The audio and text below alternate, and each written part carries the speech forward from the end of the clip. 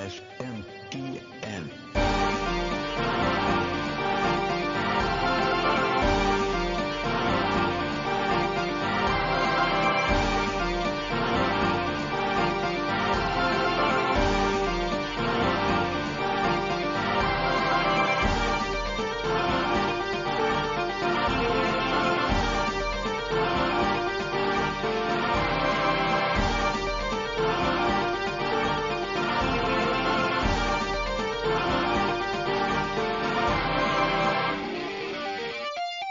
How's it going, everybody, and welcome to Shin Megami Tensei Network, link 221. I am your host, Spencer Presley, and joining me today is second time, but still just as good as the first time, special guest, Marcus Ain't No One Breaking My Stride, Ain't No One Gonna Hold Me, Brown.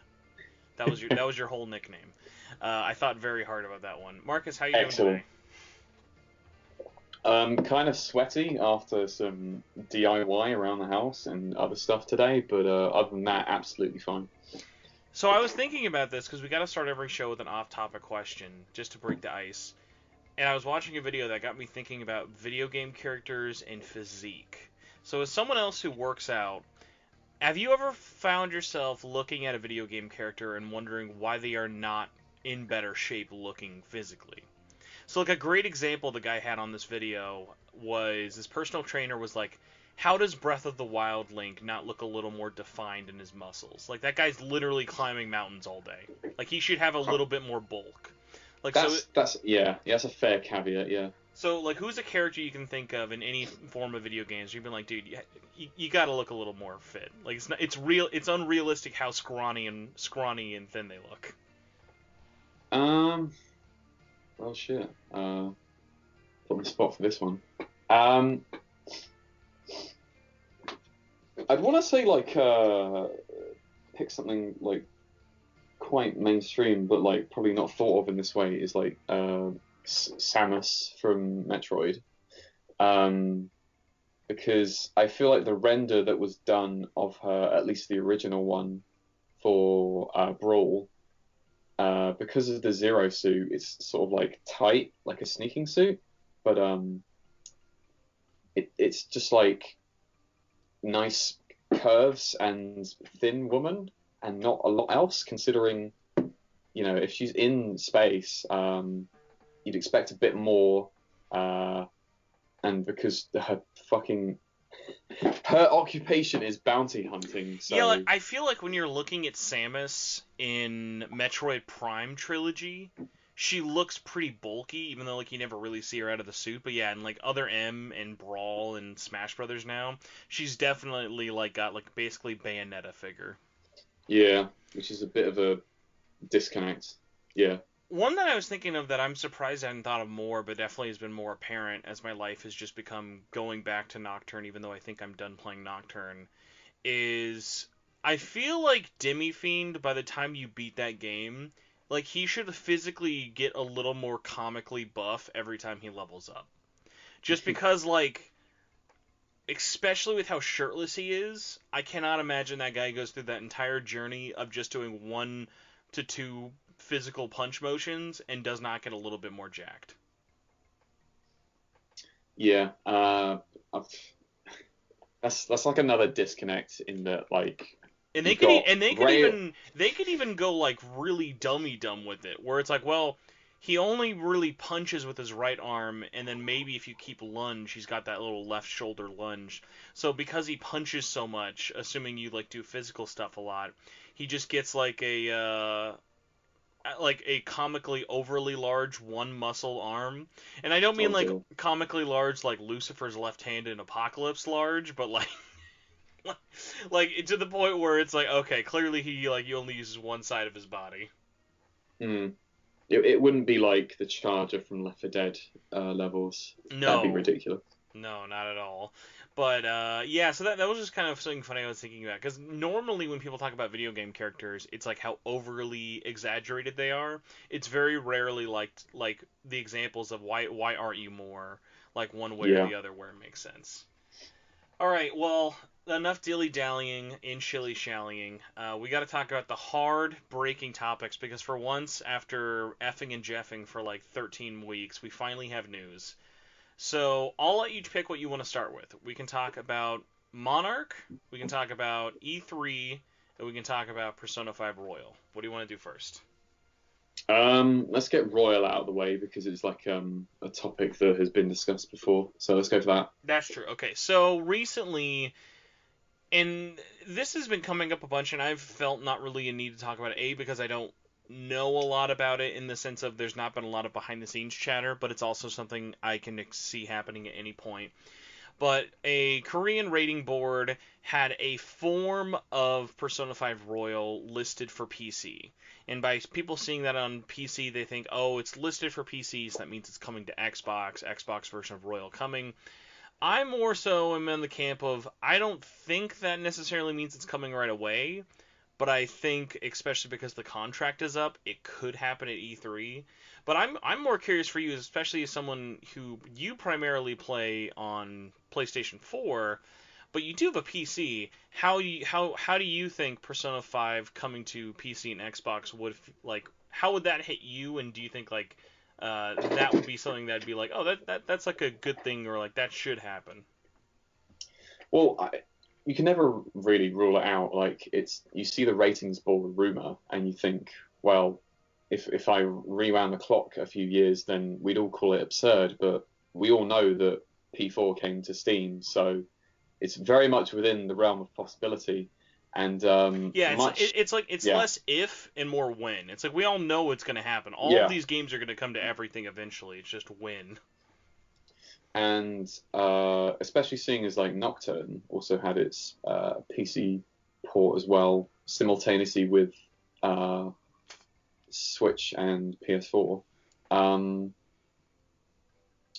so what I would say is that like, if anything that would affect me is I'd wonder, oh hey, what can I get the frame rate to optimized if there's a PC port for it because quite frankly, even if you have a PS4 Pro as an exclusive, it's still kind of naff on that machine. Oh yeah, it's a good looking PS3 game that somehow is only on PS4.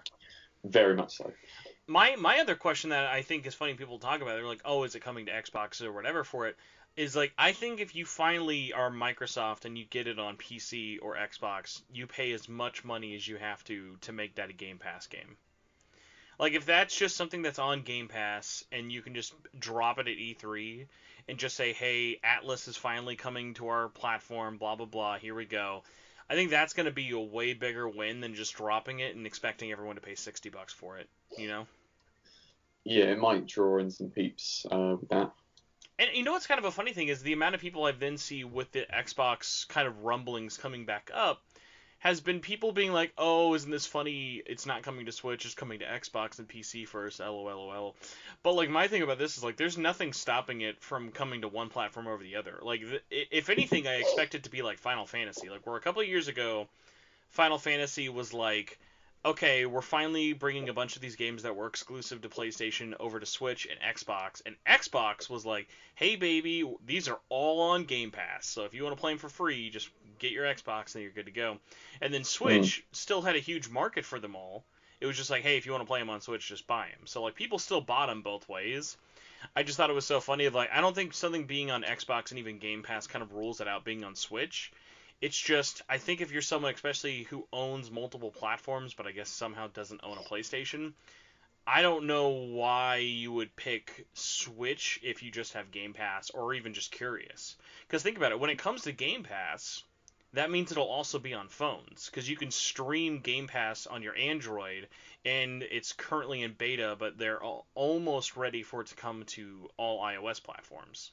So like if a game's on Game Pass, it's pretty much also basically confirmed to be a phone game as well.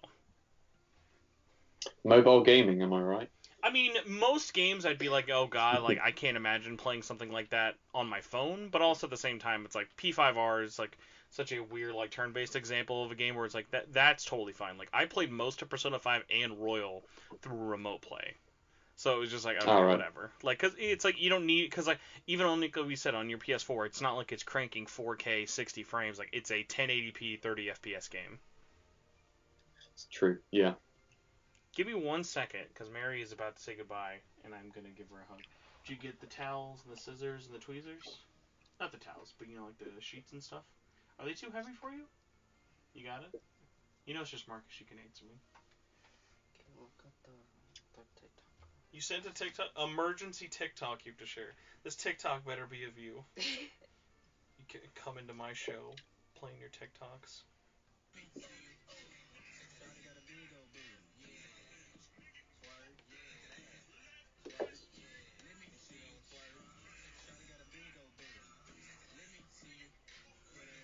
Mary, you have a problem. Why? You have a problem with this man. You gonna leave me for him? No. You sure? You got your number now. Alright, give me a hug. Alright. You sure you got everything? You gonna be gone all day? Ooh, can I open up the trolley when you're gone? No? Okay. Give me a kiss. I love you. You can leave the door open, by the way. Alright, you gotta say bye to Marcus. Bye. See you, Mary. What did you even trip on? The charger? I stepped on it. My Vita charger almost killed her. Okay.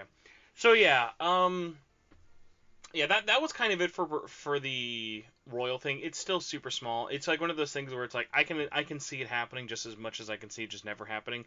But it's something like this kind of an E3, and especially during an anniversary year. Because remember, even though we're halfway done with the year, this is the 25th anniversary of Persona. They're gonna have to do something, but I think fans should just expect it's going to be really half-assed. Not in terms of the quality of the game or the port, hopefully, but more in the sense of like, don't expect like we're not going to get like 5 new games this year. We're probably going to get at most like 3 or 4 ports. Yeah. Keep those expectations in check, effectively. That said, though, because there is a good history of up ports, and I only mean up ports in the sense of porting a system to relatively powerful consoles or more powerful consoles, I'd be curious to see what you think of this. If they port it to PC and Xbox, what would you actually want them to update? Like, in terms of, like, better fidelity, or even if it's possible to add more quality of life features. Because I think there's stuff they could do without adding new content, but, like, under the hood stuff that would be a lot more appreciated. Xbox, you say? Xbox PC. Well, then I got to think of things that haven't already received this treatment effectively. I think the first one is, why not 4K? Those assets could be in 4K very easy. They're just not. True. Like, 4K, I think, would be an easy one. And then the other one is, as dumb as it is, I think if you get that game running at 60, people would notice it a lot more. Because that game looks really nice at 60, like, when people are emulating it. Oh, Royal. Yeah, which, like, obviously PS4 emulation is a little bit more wobbly and wonkly, but, like, even just, like speeding up, like, the footage, you can kind of get, like, a better pace for it. Like, that game looks so smooth and nice already in terms of its, like, visual presentation, but, like, everything being kind of stuck at 30 FPS definitely kind of does it a disservice when you're looking at stuff like even the dancing games and Strikers that all run at 60, like, flawlessly. It's very odd to look at considering its visual design and how much effort is put into that area, that it's capped to like keep it under wraps and control. Considering the hardware it's built for and its engine can do that sort of numbers frame rate wise. So I think to take precedence, it would be frame rate if they're going to do that. For 4K upres, yeah, I'm pretty sure it's within what they can do, but like, you're still going to be staring at like assets and textures that should have been like behind in PS3. Some of those, like when you're in like the towns and even in P5, even the new town, like I already forgot what it's called, Kabukicho. I think it's Kabukicho. But like when you're in the new town, no, not Kabukicho, Ikebukuro. When you're in Ikebukuro in P5R, like even those new assets like still look like they're from a PS2 game.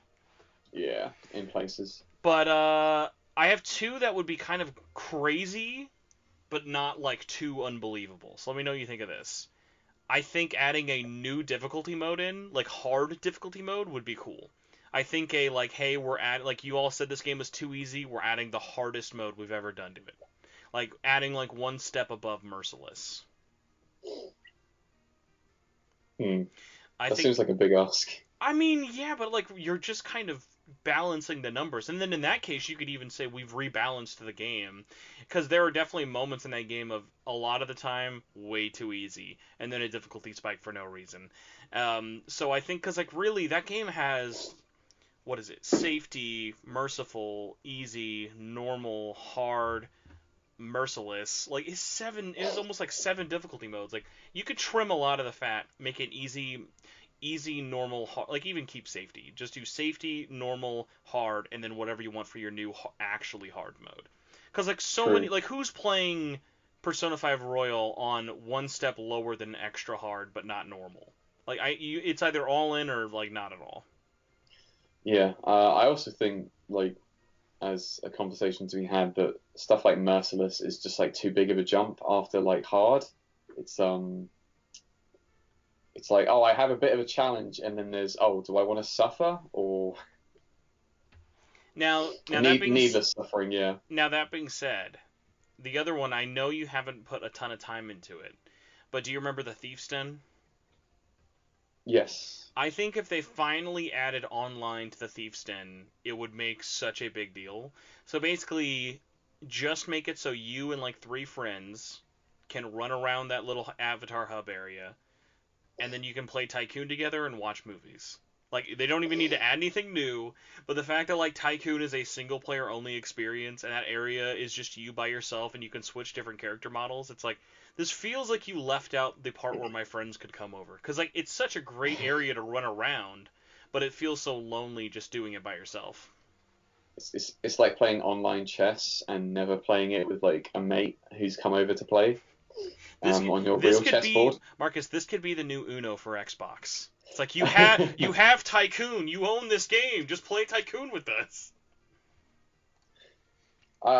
In that way, it's a real shame that it's missing stuff like poker or blackjack to play with mates on Persona. That's true, because I mean, once you already have a card game system, just changing the rules isn't actually that much. Like, you could have blackjack, you could have Texas Hold'em, like you could have stuff like that, and it'd still be fun. I could see Ryuji just go all in every turn. And I'm like, you are a donut, and they're very within your character. So, speaking of Ryuji coming out of your mouth with a British accent, I have to bring up the next topic because I'm gonna jump ahead and then bring us back to it. So I was talking to LaRue and a couple other people about this with the SMT5 quote unquote leak, and what's funny is people don't really know this, but Atlas isn't super 100% localizing this. I don't know if you knew this. So Atlas and Sega are just like the same company in the West. And right now their whole team is crunching and rushing to get Lost Judgment, the sequel to the first Judgment game. Like it's like the Yakuza game, but you're playing as a lawyer. Ah, So they're all working on that, trying to get that out in September. And basically Nintendo is helping localize and dub SMT5, but it's specifically Nintendo Entertainment Europe, from everything I've been told. And I was talking about some of this, and when I told them it's a couple of Atlas people working with Nintendo Europe, I then got reminded of something really funny. Be like, what if because it's being based out of Nintendo Europe, we get like an all like European voice cast like with Xenoblade for no reason? And I'd be so in for that, because no offense to anyone who has ever done like the English dub for like most like Persona or SMT games, it would be so nice to just have a cast where it is no reused voice actors, and it is just a bunch of random European voice actors that you probably have like almost never heard in video games. credits to Troy Baker, Matt Mercer, Laura Bailey, Liam O'Brien, and all the others that I cannot. Nola North. Yeah, I was gonna say Not you, aim off you, the got, top you of gotta my get head. that in there. But sometimes, yeah, you'll like to go into a game that like needed a localization, and I think I've mentioned it to you before, but the reason like I feel there's a lot of identity in Xenoblade Chronicles is that by the coincidence of localization through Nintendo of Europe, they gave a lot of identity to a game that really didn't have it in the same way before it. Because I think if you turn to Japanese dub on Xenoblade 1, I feel like you've lost a lot of the magic and personality to characters, because it's just another JRPG at that point. If you take the voice acting away and just turn it to Japanese. Yeah, so I have no behind the scenes knowledge of like if it's still being done at PCB or if like it is like Nintendo Europe in charge of it all. But man, I would love for like that game, if it does get its next like English reveal, whether it be at E3 or whatever, to just like we hear a bunch of people and we don't just go, oh, that's probably blah blah blah or whatever. Like I want us all to like hear the voice cast and be like, who the hell is this? I mean, it might well happen, considering that the big unveiling that also kicked off the announcement for Nocturne remaster, the unveiling had just Japanese voice acting, which I'm assuming is if not a placeholder, is probably near enough the final script, considering the development it's probably like done and it's post-production, it's like getting ready to ship units out, it's preparing for at least a Japanese wide release, maybe not worldwide. Well, that was what's really funny is I was talking to Connor last week, who voiced Hikawa, and a bunch of people picked up on this, and I was really glad about this, is that people didn't know that they were already doing voiceover work for Nocturne back in 2019.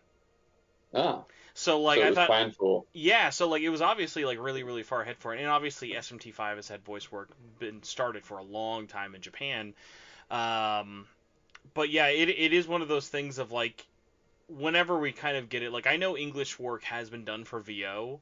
I just don't know like who out of and like really like what parts. And I mean, hey, it might even be a game where it is like really really crazy in the sense of like it's not like in most cases one studio has to do all the voice work. Like I remember specifically Fallout New Vegas back in the day had 4 different recording companies like going at the same time to get all of the different voice actors. Like so it's not always like it's a one and done, it has to be all this one company, or it could be the other. Like who knows?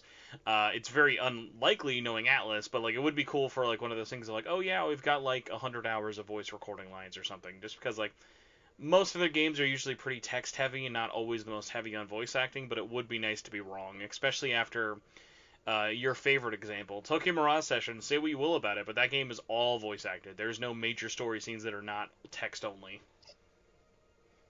They probably, as like a project they worked on, it doesn't have to be a project that I liked per se, but as one You they loved worked it. on, You loved it. That's what you mean. they put a lot into it, and as a result, they have a lot of voice lines, and basically, like, yeah, I guess the entire main story script is going to be voice acted. So, kind of jumping back to what kicked this off, but yeah, so SMT5, seemingly overnight, like June 3rd to be precise, basically Persona Central went, hey everybody, the Japanese website gave us a ton of details, and then for like 2 hours they didn't say anything else. They gave us all the details. I haven't read the description because I'm trying to stay spoiler free as much as possible. But basically there is some story stuff, basically things you would see on the website after the game was revealed, in the sense of here is information about the systems of the game, the limited edition, here's the release date, here's like what the gameplay is going to preside, Yeah. high school. So we're not going to talk about that and spoil anything there, but I do want to kind of talk about the different aspects of the leak. First off, I guess kind of the big one, the release date is a really big one here that we know is, because I mean can't really hide the release date and call it a spoiler. The release date right now is presumably going to get announced at E3 on probably, yeah, not even probably, it would be the Nintendo Direct presentation, because Atlas isn't doing anything else. So this is either, if it's not at the Nintendo Direct or the Treehouse livestream, there's no way like this is showing up anywhere else. So SMT5 is apparently still a rumor at this point, releasing on the 10th anniversary of Skyrim's release date, which someone reminded me of, November 11th, 2021. And I just want to go like really quick off, because I did like a 2-hour ramble-a-thon all about this. But Marcus, for you, when you heard that, what was your initial reaction to it's coming this November? I'm pleasantly surprised, but what I gotta wonder what the pipeline and cycle is, considering that not a few years ago there was a point where I'm not mixing it up with Metroid Prime 4, where they were like unhappy with the current build and they did some backpedal on the project in order to take it further forward. So it's good to hear that it's got a release date within this year. I hope it's not a case of like, your Cyberpunk 2077s where it's bit off more than they could chew and they're setting the goal before they've come to terms with how much stamina they have for the finish line. So it's a pleasant surprise, but I hope that they have it in them to stick to it if they're going for it. Yeah, you bring up a really interesting thing by talking about Cyberpunk, because one of the big things I wanted to talk about this was, it's not that I didn't believe the leak. I'm still kind of like wishy-washy just because it all seemed so weird. Like, there wasn't even proof that it was from the website until like long after, and it's just like literally looks like someone went to the HTML version of the website and just found the details like that. So my kind of big holdup with this is, if we get this game, let's say we have a trailer on next Tuesday, so whenever everyone's listening to this, a week from now on the public feed, June 15th, I think it is. When that happens, if we just get a trailer and a date, I do not believe them. I don't care how long that trailer is. I do not believe it until I want Nintendo Treehouse to have like a 20 to 30 minute or more showing off gameplay. Because I think if you show off gameplay in a, hey, we're not just making a trailer sense, then I believe you. Because in that sense, given Atlus's track record, they're normally really good at it. Most people don't talk about this, even though people like to meme on their delays and stuff. When Atlus shows a game and has a firm month, day, year, oh, sorry, I forgot for you, day, month, year, just to be confusing. When they do that, the game is done. So if they are giving us a hard date and they show us real gameplay in a meaningful way that's not like a 2-minute kind of sizzle cut, the game is done and they're just going to be in polishing mode forever. So that'll be great. Like, that'll be fantastic. Like, that way we know the game is just done and they're just going to try and fine-tune it as much as possible. But because, like, we're still in a pandemic, because all these factors are going on and everything's still up in the air, I would not be surprised if we just get a trailer, we get this date, and then let's say maybe around August, September, October, the game gets pushed back like 2 or 3 months. That seems really, really believable for me. And because, like, again, it's a video game and we've already waited this long, there's really no harm in it. This game can release whenever it wants. Yeah, I was going to say, if there wasn't a date that was leaked / rumored on, I think, considering last year's announcement, I think with current projects that are within their purview, SMT5 would probably be something like the first quarter of 2022 or mid, so quarter 2, if anything. So yeah, keep the expectations in check, because things like this can always be pushed back a little bit, so don't go champing at the bit.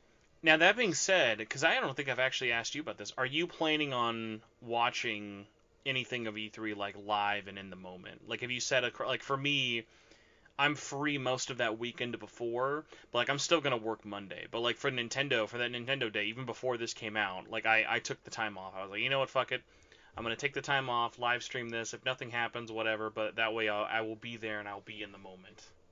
Oh no, my job, I definitely can't like last minute say, hey, I want this time off, considering them. And So then, I'm definitely and then gonna they be. just flip you off for asking that like 2 weeks and not even 2 weeks before. I mean, they kind of would, especially if you're asking for a weekend and then another weekend like shortly after. They definitely would flip me the bird, so to speak.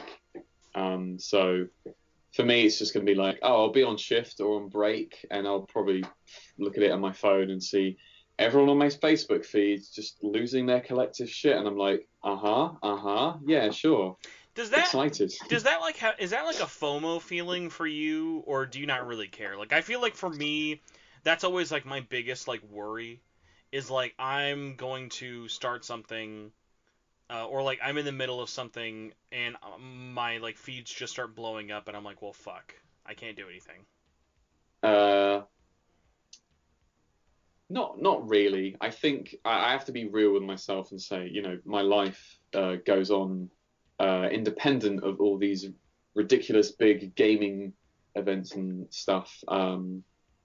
I'm just happy to catch up and be excited when I can. I'm sure other people feel the same. Like when would you say is the last time you saw an announcement, whether it have been live in the moment or found out about it last, you were like, holy fuck, like I'm excited for this?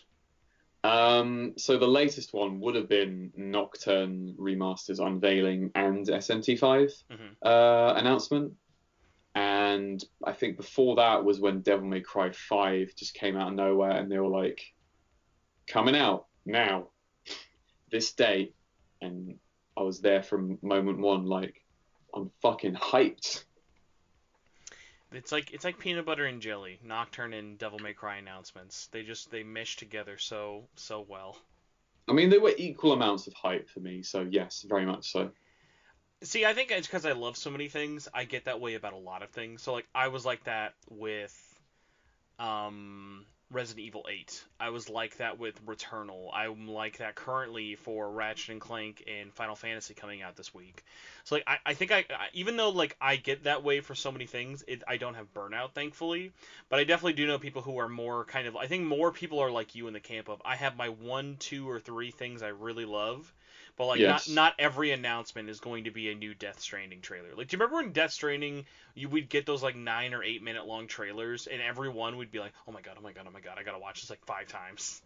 Yeah, and everyone and their YouTube mum is on the platform speculating on very minute details in these out of context sequences of cutscenes and other bits.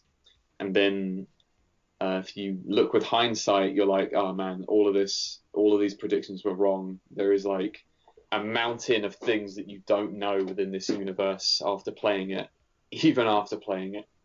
Ooh, very off topic, but I have to share this with someone because I feel like you could be into this. Did you ever follow that game that got announced last year but came out this year? I think it was like January, called The Medium. It was like a Silent Hill kind of pseudo sequel. It was made by Bloober Team, fixed camera angles and stuff, music by Akira Yamaoka, and the whole kind of spiel with it was a Xbox and PC exclusive where you would be going through your normal world and like the spirit medium world like at the same time, like on screen. Do you remember this game at all? I think I definitely remember seeing a trailer and maybe some gameplay for it, but beyond that, it never really like showed up on my radar. Well, considering I'm assuming your PC could definitely not run it, and you do not, and I know you don't have a Series X, it was fair to be off your radar. That like just recently got announced as like coming to PlayStation 5 at least recently through like ESRB, and I was like thinking about that. I was like, that's a game that was a weird one for me. If I was really excited for that game, even though I have no way to play it, which is very rare for me, because like Yeah, I'm gonna say, is that one that includes VR support or is it pure VR? no, this is just like a regular third person fixed camera angles. But that Oh, team okay. that team does do other things like Layers of Fear and Oh yeah. what is it they've done? They did System not System. I was gonna say System Shock. Jesus, it's like the Blade Runner type game. I know I've talked about it before, but it's like right next to me. That's the worst. When you forget a game and it's like right in front of you on your shelf, and you're like, "What the hell is this?" I'll remember this in 9 hours, I'm sure, and blurt it out. But yeah, that was one of those weird ones for me of a game that I was getting really hyped for, but just could not like play in a way that kind of made sense because like I wasn't gonna buy a system just for this one indie game, but like Yeah. having it eventually come to your system, that's kind of rare because I feel like in most cases when a game is exclusive to one system and then it finally comes to the other systems, you're kind of like, I don't really care anymore. Yeah, maybe just a little bit.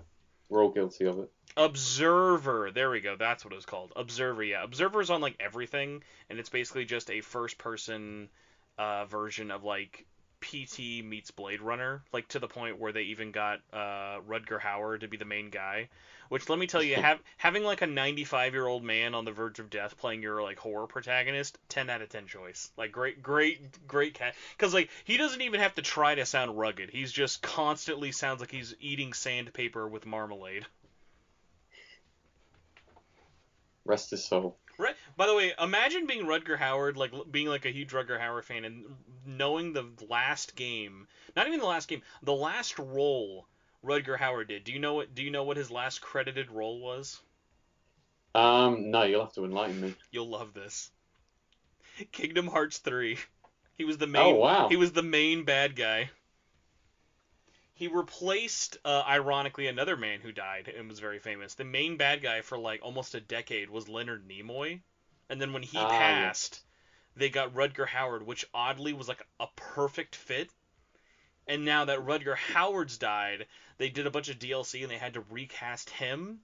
And so now we've started with Leonard Nimoy, very iconic voice, you know. Like say what you will, like if you're a fan or not of like Star Trek, like people you recognize Leonard Nimoy. Yes. Rutger Hauer, not a household name, but a very, very identifiable voice through stuff like, obviously a lot of his earlier works, but like various other things he's done in life, and even on the stage. So who do you think they get to then follow him up to be like the third?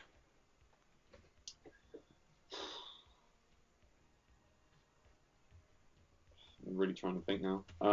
Iconic 80s voice acting. I'm gonna choose one that I don't know if it's a parallel of a voice, but it's one that's definitely of that time. Michael Biehn. Ooh, that would be a good choice, but no. Christopher Lloyd, who I was Oh, unsure of, but like it weirdly fits cuz they all kind of have that raspy but different tones to their voice. And Christopher Lloyd, especially since he's really gone up there in years, like he does a really good this in a commanding presence. I was gonna say when it's Christopher Lloyd speaking, just himself. I know, It's but like usually really really clear and well spoken. in my Yeah. brain, I have to remember. Like, I know most people think of Christopher Lloyd as Back to the Future. I always think of his performance in Roger Rabbit though, because he always like Oh stood yeah. out to me as that. Like, he was such a weird casting choice for that one. I think that movie turned like 30 this year. Isn't that insane? We're old. That's what has happened. as What's as happening? as if we are like as if we were there like when it was born. I mean, when the movie came out. Let me think. I think it was 91. No, I'm sorry, 1988. So it would be 33 years old this year. Oh, even worse. Wow, we are old, cranny boys. Well, yeah. So that's kind of it in terms of the leaks. Obviously, I don't want to get into the story details. I am excited about it, especially because we don't have a lot to go off from the trailers, but I will say I'm kind of surprised how much more this game is tying into Nocturne than I kind of would have thought. Of like, because like, especially now that I've been going through it so much, and we'll be talking about Nocturne more in a little bit, but it's kind of funny that like Nocturne, unless you pick one really specific ending, I feel like every ending of Nocturne feels like it's teeing up a sequel they never made. Yeah, somewhat. Which is like a contrast to just about any ending you pick in most SMT Yeah, games, most mainline. they feel very definitive, but like I don't know if it was on purpose, but I feel like like I said, outside of the normal neutral freedom ending, I feel like every other ending in Nocturne you could have made a sequel to. Like Yeah, because especially without getting into spoilers, but have you played God of War 2? yes. Do you remember when you beat God of War 2 and you have that little CG cinematic of all the titans from the underworld are at the base of Mount Olympus, and the game just ends there, and you know God of War 3 is just going to be you climbing Mount Olympus with all these fucking gods and stuff. I mean, probably not the most egregious like sequel bait, ending. I mean, You know, I wouldn't even classify it as that, but like that feeling to me when I saw the ending of True Demon ending, I got that vibe. I got like when I fair saw enough. True Demon ending, I'm like, and they didn't do anything after this? I think if we wanted to give them credit, considering Nocturne originally is from the distant year of 2003, before smartphones. 4 by 3 days. They definitely had the things that we can see in hindsight, projects like DDS, Nine, after, a couple years, Imagine, like a bunch of other stuff on their plate where basically, even if they outsource to a different developer to do most of the heavy lifting, they're going, okay, this series, yeah, give it the green light. This game, green light. That one did well, give it a sequel, green light. So not too surprising. No, and But I it's mean, good. and I think It's good that it feels that way, yeah. I think being realistic, I think anything from back then, if there was a PlayStation 2 or even PlayStation 3 era RPG that was the follow-up to Nocturne's ending, I think it would still feel like Nocturne, and not in a good way.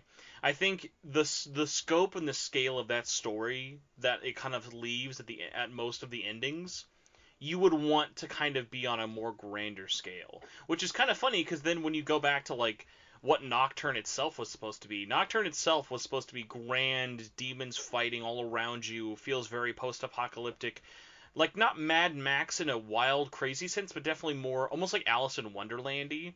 Whereas Nocturne, because of the limitations of it being a PS2 game, it feels like, okay, the apocalypse happened and everyone fucked off. Yeah. It's a case of they definitely wanted to up the ante with introducing a third axis, so 3D, because the most you had to go on with classic Megami Tensei and SMT 1 and 2 is that, fights and stuff happens beyond the scope of the battles you're having as a protagonist, demon summoner. But the opportunity to see demons fighting in the street, other people trying to survive, yeah, probably outside of current limitations on PS2 hardware. So perhaps that is the sort of thing that we might be able to see in SMT5. Who knows? I will be amazed if the game runs at a stable 30. That's where I'm at though still. It's like, even though like we're saying it's been like so many years after Nocturne, I'm still at a point where it's like, yeah, but it's still only on the Switch, and unless this thing takes any advantage of this still not announced Switch Pro, I still think this game's gonna have a really tough time running. Like my thing I've always been trying to tell people without sounding too pessimistic is Nocturne is going to have two reactions. There's no middle ground unless I'm going to be really, really wrong. It's going to look way better than we ever expected and run terribly, or look like a really good-looking 3DS game and disappoint a lot of newcomers. Oh, Nocturne. No, not Nocturne. I mean SMT5. Just because new engine, only on one platform, which is the weakest platform on the market, and has had years of development of like, I just don't see like them kind of wanting to make the game riskier financially by pushing the bar, and especially of a series that's not known for being that graphically intensive. Like literally outside of Nocturne, everything else is pretty much a pixel heavy game, and even including 3 and 4, not 3 and 4, 4 and Apocalypse, like both of those games are very much like, okay, like I'm trying to remember, like I think it's like 3DS games are 240p. Like they're not really comparative. Like you could run SMT4 on a PlayStation 1 if you tried hard enough. True. That'd be a hell of a game. Imagine like a demake of SMT4 and Apocalypse in 1, and it's just like a PlayStation 1 game. That'd be fucking rad. I would really lament the fact that the beautiful like audio that's soundtrack true. has to compress down. I mean, but hey, then again, if we that can play, is Nocturne. yeah, if we can play Nocturne, I think that's a concession I'm willing to make for the Jaggies. If we look to what we could reasonably expect from SMT5. I think you're, to a certain amount correct, probably like on the money about, it's a Switch only with the initial release, so that's what they're focused to develop. Considering that it's a build of Unreal, I think it's got the potential to like. I'm not going to say like Doom, because even when Doom is running on Unreal, the port to the Switch of original Doom 2016 is like, ugh. So you do have to just recognize the hardware will only do so much. Even in Doom's case, because Doom runs actually on id Tech 4, I think. id Tech's engine was really, really adaptable at the time, because I think id Tech 4 was what they originally used to make like Rage. So this was hardware that was like targeting PS3 360 and like at the time like 08 like powerful-ish computers. So like Doom running sounds like it's something that's kind of crazy because it was running at 60 on like Xbox, PS4, and PC. Whereas then like you realize like there's a lot of like I think the way id makes their games, their engines are very kind of moldable, and you can make concessions if like you have those things of like, okay, I want the frame rate to be steady even if it's 30, and everything else you can make kind of look mushy because it's such a fast game. But I think even looking at RPGs, like a great example is I had a friend, Cam, formerly of DualShockers. Cameron was like, oh, I want to play the Caligula effect. Do I get PS4 or Switch? And I was like, obviously it's a JRPG. It's a turn-based game, so you're not really having like to worry about frame rate too much. But even in that game, it's an Unreal Engine 4 game on PC, PS4, and Switch. And the Switch version is like looking at a like game on Vaseline. Like where it's just like it's like, yeah, you made it work, but you've kind of lost all of its charm in the process. Where like I think when you have games that are more about looking at the character models and the actions as opposed to I'm in the moment, I'm doing the actions, like looking at Devil May Cry, like a good example, look at Devil May Cry 1 and even 3. Those games don't graphically hold up well on the PlayStation 2, but because they're so fast and they're fluid and the motion is great, even something more recent like Revengeance doesn't look great, really, when you think about it, but because of like the action and the flow of that game, it's awesome. Like all you care about is hearing Rules of Nature blaring in the background and you're mashing the X button. Yeah, I agree. If you saw something like Revengeance at 30 because the textures are like slightly better, no, it would great definitely example. come at a cost. The codec sections in Revengeance, when it slows you down to the walk and you gotta look at the game really slow, you're like, oh man. unless it's Ryan's like textures, like everything else in the world like looks like it got 5 minutes into it. Yeah, it definitely has those like environments and levels where in something that came out within the same time range, like the first Last of Us, is that the game, The Last of Us does things better because their environments have been approached as something to look at, considering that like that's the kind of game it is. Very visual, very cinematic.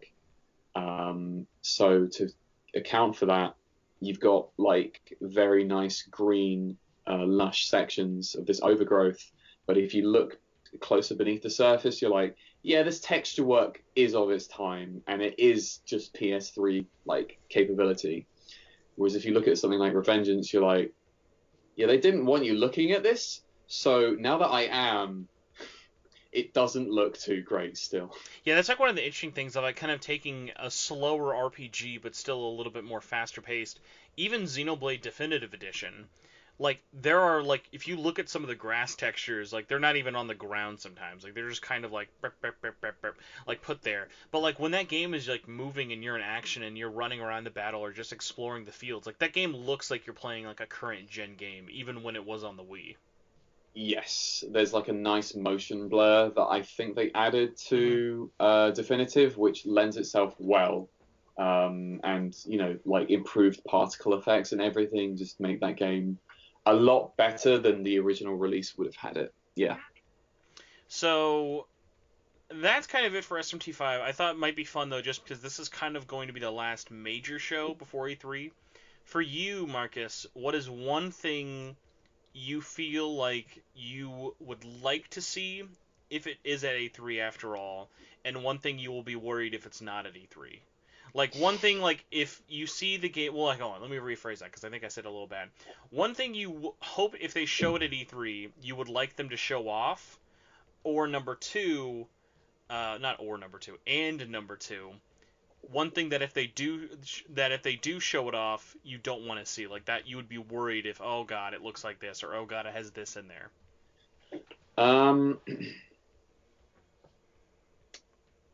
Seeing as it's not had its like SMT5 moment where they've shown off like some trailer reveal, shown off the protagonist and stuff like that, I kind of don't want to see some like straight to gameplay reveals and other stuff trailer wise for Metroid Prime 4.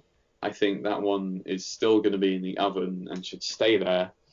And just like Devil May Cry 5 and SMT5, it will come out of nowhere left field further down the line and will look fantastic because they gave it the time and attention and non-disclosure agreements that it needed. Mm-hmm. I think, was the other one something I'd like to be there because I want to see it? Yes. The question? Yes. I think SMT5 would suit that if it's not on the Nintendo showcase. But realistically, I don't think it's going to be there because Atlas isn't, your big first-party developer. Yeah, they're very small fish, especially in. That's why I think it's been so funny with all the E3 stuff. People being like, "Oh my God, what's Atlas going to show? What's Atlas going to show?" It's like, if you're, it's probably not going to be much. Yeah, like if you're a Atlas fan and you've been around for a while, you should know they suck at E3. Like they just are not good. Like they just don't bring a lot, and because Japan doesn't give them anything really to work with. That's why the whole thing is like, if Nintendo doesn't bring anything to show for Atlas, you're not going to get anything that big. Not saying you're not going to get anything. You're more than likely going to finally see Persona 3 and 4 coming to current consoles, but it's like, that news shouldn't make your E3. If an entire E3 goes by and your first highlight is I can play Persona 3 on PC, good for you, but you're probably not most people. Yeah, you're not the demographic that they're putting on these massive displays and unveilings for, effectively. Oh my gosh, speaking of demographics, I don't know if you've been following this leak. Did you hear that apparently the XCOM developers, do you know what they're working on? Like the XCOM Enemy Unknown people? No, but they are working on a Marvel XCOM game. So not set in the XCOM universe, but it plays like XCOM, but with like Marvel characters. That's interesting. Yes, because I think there's a lot of really cool characters you could pick that aren't the ones who you would think of right away. I think you could do interesting stuff with like people you would see on a Disney Plus show, not in a MCU movie. Yes. Yeah, it sounds about right. I hope it doesn't suffer the same fate as Square Enix's unfortunate Avengers game. Did you hear though? Speaking of more Marvel stuff, because we have to go as off topic as possible. Do you know Eidos Montreal, the guys who did the Deus Ex games, and they worked on some of the Thief stuff? Very much so, yeah. Okay.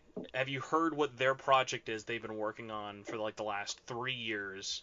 But they kind of got pushed back on announcing it because they got thrown into helping Avengers get pushed out the door. But they've been working on this for almost as long as Avengers. I'm curious to know what it is because like it sounds interesting. I'm very excited about this just because I love Eidos Montreal and I love this IP. They are working on apparently a single-player Guardians of the Galaxy game. Ooh. Which I think, as much as I would love Deus Ex finally to finish its trilogy, I think that would at least be enough to kind of make me go, you could do something really interesting with all of those characters. Like, I pretty much would trust him with kind of whatever, because like the dichotomy of playing as like all the Guardians would be just so different. Of like, Rocket could be bullet hell, Groot would just kind of be dumb action beat 'em up stuff, Drax would be like action adventure, like could jump around but also like do a bunch of crazy stuff. Star-Lord could kind of just be like your Nathan Drake gameplay, and then like Gamora could just be like really heavy Dark Souls tank like gameplay. what I've got in my mind is because it's a Disney IP. At the end of the day, I'm thinking it might be more along the lines of like a Star Wars Jedi. Fallen Order. Fallen Order, yes. Did you play that, by the way?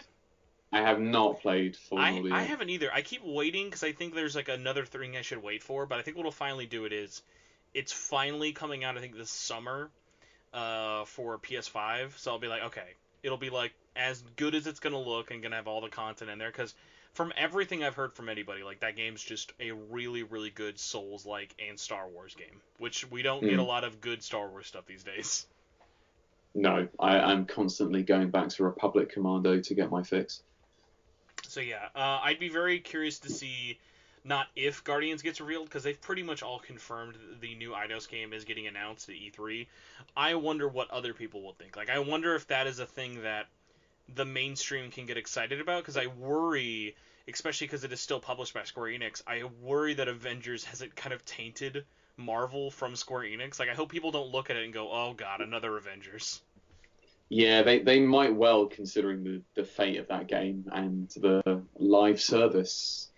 That being said, though, model. That being said, if they don't fuck it up, that Guardians game could and should have an amazing soundtrack of just old ass licensed songs from the 70s and 80s. Please, please. I think to wrap up on the off-topic tangent here, personally, I think if Eidos Montreal do want to wrap up and put a definitive bow on their Adam Jensen prequel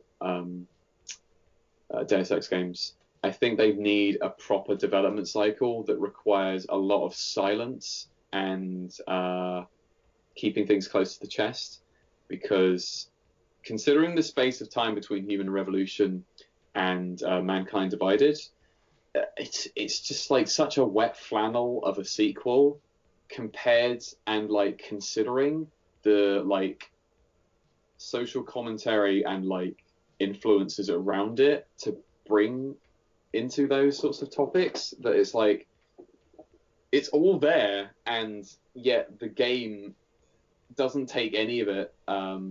It kind of falls a little short on all fronts. So I had actually only played Human Revolution and had been holding off on Mankind Divided because I knew it ended on a cliffhanger. I knew we weren't getting a sequel anytime soon. I'm sure it's going to happen eventually, but I literally just picked it up, I think, like 2 weeks ago. I was at a store. It's like one of those, like, we were talking about it before. It's called, like, because you guys over there call your, like, dollar stores, like, Poundland, right? Yeah. So, like, it was basically an equivalent of, like, a dollar store here, but it's called Five Below. I picked up a brand new shrink-wrapped copy of Mankind Divided, Day 1 edition, PS4, for $4. That is very sad, considering it's sad, but also at the same time I'm like, that's a great deal for me though. Incredible deal, but so sad that like such an anticipated and like you got to think that edition's probably like $50-$60 on release. Yeah. So for that value to really depreciate, because I would have thought like copies did not like fly off the shelves in the same way as like pre-orders were trying to be taken, because I know Mankind Divided had some issues. It's the sort of things that like the Jimquisition covered, and the microtransactions, I forgot all about that. Yeah, it's like a thing that's basically tacked on, and they had to work into the game, and you think, oh, this is symptomatic of things to come further into AAA development. Well, speaking of not AAA development, our last piece of news story is new school RPG developed by former Megami Tensei staff is coming, well, at least is getting announced June 10th officially. It's called Monark, or at least the project is. So a day after everyone hears this on the free feeds. No, 2 days after. On Thursday, June 10th, we will know what Monark is officially. So all we know about it right now is it is worked on by old school SMT staff and DDS staff. And when I say DDS, because God forbid Atlas use different letters to shorthand their stuff, Digital Devil Story staff and SMT staff. So right now we know of people like the writers, the composers. The composer's actually a big one. Masuka-san finally coming back to a game after so long is a really, really big deal because he has not really worked on a RPG like this in a very, very long time. Especially something that is so heavily tied with other SMT people. We don't know the complete staff list, but there is a lot to kind of get excited about here. We have the voice cast is pretty much revealed. There's a bit of a snippet in terms of some audio, but all we really know right now is a new SMT-like game is getting announced by old school SMT developers. And for you, Marcus, I'm curious to kind of hear what you think as like someone who doesn't really like dived in too much with the originals, but like we saw this a couple years ago, kind of bringing back Caligula. Caligula kind of was like that for old school Persona staff. Caligula and the Caligula effect and its sequel Caligula 2 this year, written by and worked on by old Persona 1 and 2 staff who just haven't really been in the development guidelines for it. So I really, really thought that was a great idea of like, hey, give this to a budget publisher, a smaller scope, smaller team, but you can still kind of work on those themes and those tones that was kind of lost in the transition between Persona 2 to 3, and especially now with stuff like that. So where are you at in terms of like Monarch, in terms of what do you hope it is, what do you hope it looks like, what do you hope it plays like? I think as like a right off the top of my head, I think my gut feelings is stuff like, oh, I want it in the vein of something like Gita and Megami Tensei and old stuff like that, where it's in a similar way to how like Octopath Traveler was like. I'm so glad you mentioned that, because like one of my big things I'm surprised no one's talking about. Let's keep this cheap. Let's go 2D. Why does this have to be 3D? Like all of these guys are known for working on games with amazing pixel art. So like why don't we just like make this as HD and 2D as possible? You need stuff like a quality combat system, incredible sprite work, very good soundtrack, and like a UI to tie it all together to experience and navigate.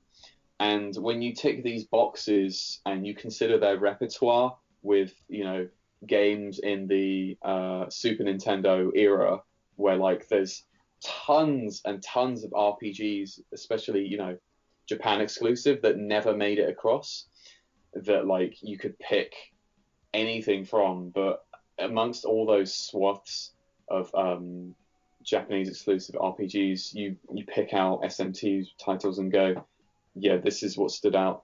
So for them to be doing a project like this is incredibly promising.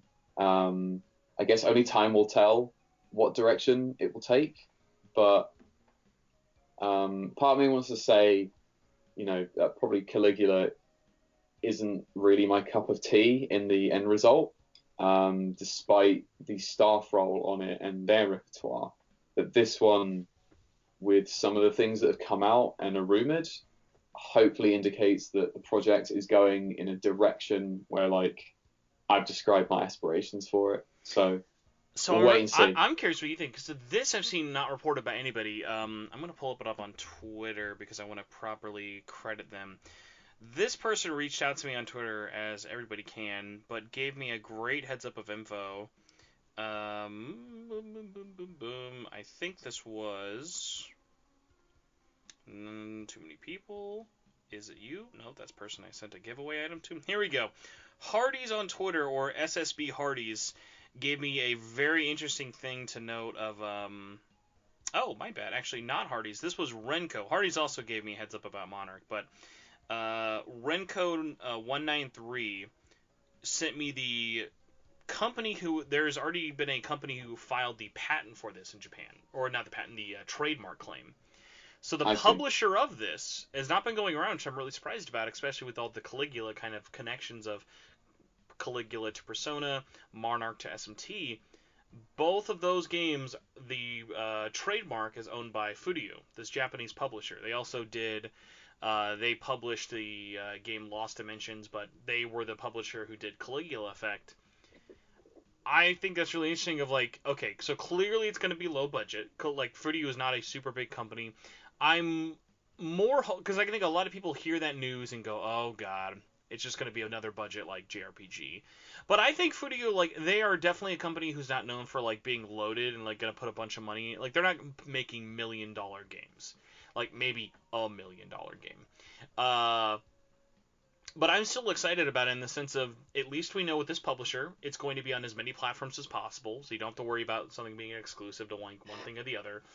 Um, but I still think, especially with how like price conscientious this company is, and they've shown even like with Caligula 2. I know the Western press hasn't really been covering it all that much. Caligula 1 to Caligula 2 looks leaps and bounds better. Like obviously with that one, you could tell it was a small time developer working on what was originally a Vita game, and even when they remade it in Unreal Engine, it was still at its core like that Vita game. But this one is definitely, hey, we're working on modern consoles. It has a lot more colors. It has a lot more interesting story plots as opposed to you are trapped in computer world school. So I think as long as they kind of give the whoever the developers, because we know the people, but we don't know the actual team making it. Um, those questions are what I want answered almost more than what it looks like, just because. Like, if this ends up being a reveal that's like, hey, we're out in December, I'll be a little worried, you know? Like, unless they've been, Yeah. like, working on this in secret. But I would love for this to just be, we get a snippet of a teaser trailer, shows us some art, says, here's the team, we'll see you in 2022. I think that'd be perfect. Like, just give me a taste, because like they don't need to rush this out. Yeah. I honestly feel like this sentiment I could apply to a lot of games that are like just itching to like hit the scene or are still in development, because honestly, during the pandemic, I feel like can we put the brakes on some of these, because I'm missing most of them. Really, I've been on the opposite of like I love how delayed game releases have been. Of like I've been catching up on so many things. Yeah, because yeah, I feel like that is sort of what I meant, because like when they chill with the announcements and like what comes out, not only does that give uh probably like the developers making up these teams, you know, instead of like crunching all the time, they can do like a bit more work from home. Probably, you know, because they have COVID-19 to cover their ass and say, okay, this really impacts development and our cycle, so you got some breathing room. Because then maybe the culture to the workplace can improve, instead of the case where it's like, yeah, you work from home now, and you still got to submit all of your assets, all of the project files. I want them on our server, on our OneDrive or whatever. The game's still got to ship, because that's like that's kind of what happened with Cyberpunk, and I'm like, I don't like this. This is not how this industry should be.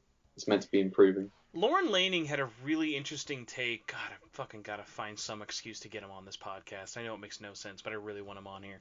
Lauren Laning had a great quote recently talking about development of Soulstorm, because he has a team that is Oddworld Inhabitants. They make all the Oddworld games, but all of it is just spread out through different developers in different regions and different countries.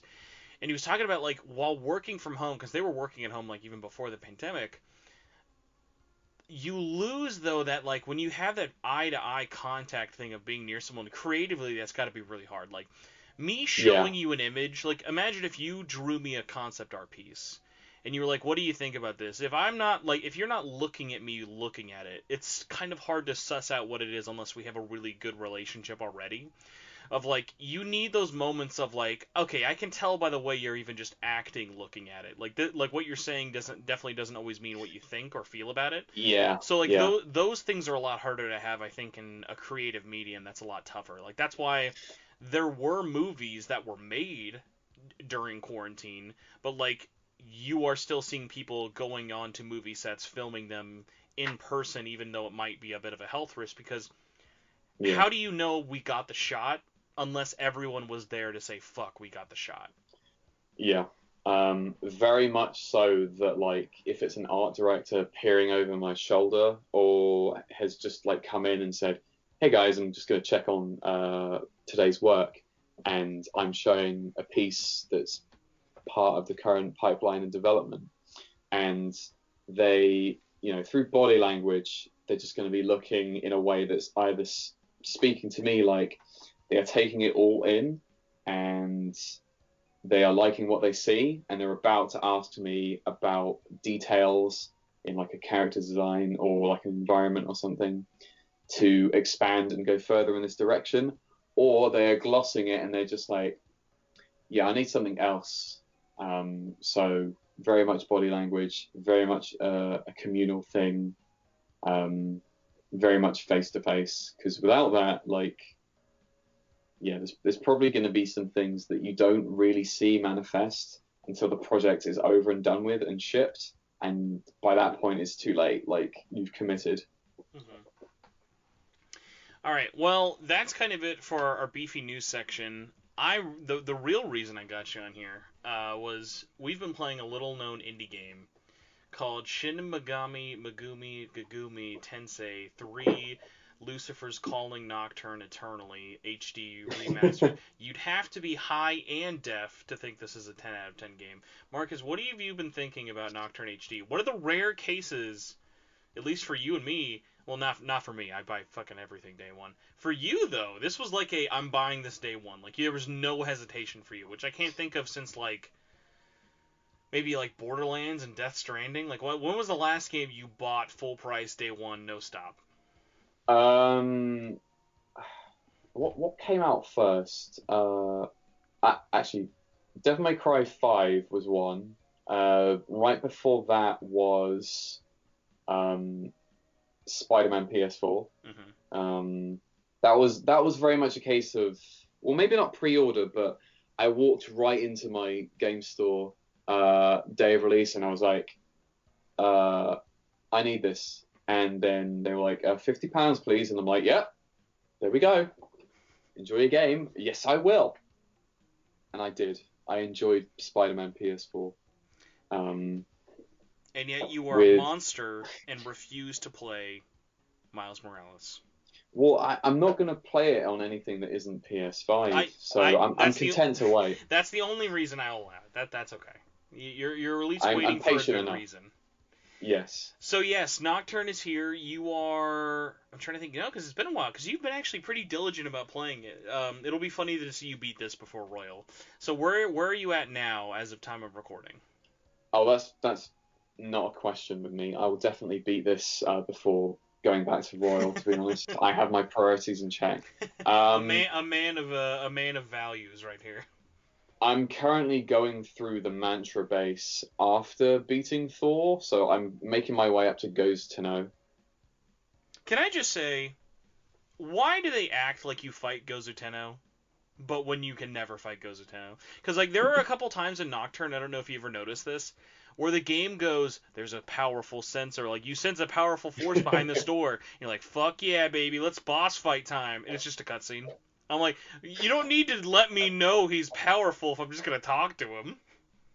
I think it's nice to have maybe, like, a false...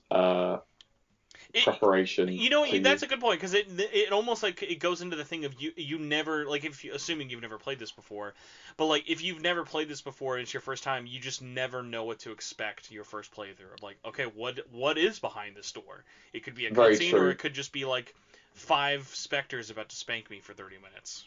I feel like that's in line with how the conception probably is boots on the ground for you, because the world was made anew. You don't know what humans survived. You don't know what demons are out there. If you feel the presence of a powerful one, you better be ready to throw down and summon demons for it. So it's on brand to be prepared and on toes. I mean, I guess for general enjoyment and, like, how I'm feeling about it, the small quality of life things are always incredibly welcome. There's probably some hardcore fans out there that are like, oh, Nocturne was meant to be played with skill inheritance that based on the phase of Kagutsuchi and shit, and I'm like, that's great and all, but like, if I wanted to play it that hard-assed and soft reset on the fusion screen for an hour for the skills that I want, I'd go play the PS2 original. Mm-hmm. For this, it's good to have that in the same way that like DDS, SMT4, SMT Apocalypse had. Strange Journey is its own beast because it's a different system, because demon cores are fundamentally different. But even still, it's a good quality of life to have. And considering that it's probably going to be like the first title for a lot of people, in terms of, I think particularly for the Switch, where someone's just picked it up as a new Switch game, like, oh, I'll give this a go. They might get their arse handed to them several times, and having the obtuse fusion and skill inheritance system on top of that, as it was in PS2 original state, it might just turn them off completely from the series as an entry point. So it's good that it's lenient for that. Trying to think what else, like, without playing the game right in front of me. The voice acting is like, I wasn't expecting much, so the fact that it's quite good and some voice like talent behind certain characters really fleshes them out is like a welcome surprise. Do you have any So like good. standouts so far? Like for me, when playing Hijiri and Hikawa were like the big ones of like, oh, you guys are great. Yeah, Hijiri is probably my favorite so far of the voice talent. So him with that like in between of Solid Snake, David Hayter, and like, I guess like a general detective tone that you'd expect from like some sort of crime anime or something. Is good. So I know you haven't gotten to him yet, but I think because a lot of people kind of forgot about him, I am so glad, especially because I've had a lot of complaints of the characters that aren't voiced. I am so glad that like Futomimi and Saki. Oh my God, why am I gonna forget? Sakahagi. I was gonna call him Sakigahara. Sakahagi and Hitofumi. I'm so glad are voice acted. Like I'm really excited to have more people get to them. And like obviously they're not in the game a whole ton, but it was so nice. Like those few characters of like, because there are so few characters actually fully voice acted, the ones that you want to be voice acted, I think there are more situations, sadly, in this game of there are characters I wish were voice acted and weren't than the ones I was happy that are. But like, yeah, there are a few cases of like those four definitely stand out as big ones for me. Oh, I really, really want you to find out who voices Lucifer, just so we can gab about it. But I'm dumb and I consider that a spoiler. So everyone online, don't spoil it for anyone. I did have a funny someone spoiled it in a stream I was watching for like who Lucifer was with like the most hilariously obscure like, oh, it was this guy from this, of like, you and me will reference this, will realize this actor from one very specific role, and people like went on the totally opposite end for it. It's like, oh, instead of like Mike Myers from Shrek, it's like, oh, Mike Myers from Mrs. Doubtfire. It's like, yeah, that's a role he's known for, but it's a weird choice. But no, that one I'm really excited for. But like the other ones of like, oh my God, I cannot believe like this. Like they voiced Mara, but they couldn't voice Black Frost. Like stuff like that blows my mind. Yeah, that's like, an odd one. They voiced Fortuna, but they couldn't voice who's like another weird one. There's just like so many different like standouts. Like all the bosses of like going to, yeah, it's just like it's so many like there's no bosses I came across that are like, okay, he didn't need to be voiced. But like it's just so scattershot of like what it covers, where it's like I love the voice acting, but like my complaints are always the thing of the voice acting quality wasn't the problem, which is usually the rare part. It's the fact that they chose to voice like a third of the game is like my biggest hang up. Yeah, I could understand that.